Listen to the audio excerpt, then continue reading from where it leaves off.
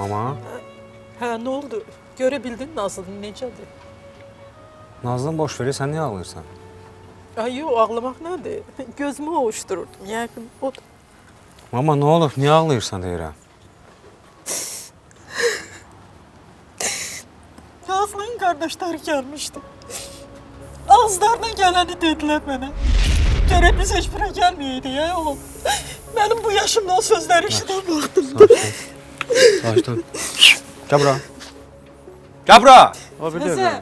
Sən Sakit ol. bu nə danışıqdır? Sakit ol. Arpan artıq düşüb sənin. O arpanı sənə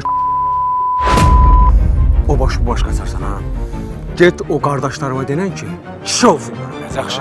Şüliyi səndən öyrənməyəcək. Deyəsən başa düşmədin məni. Eşidirsən? Sakit ol.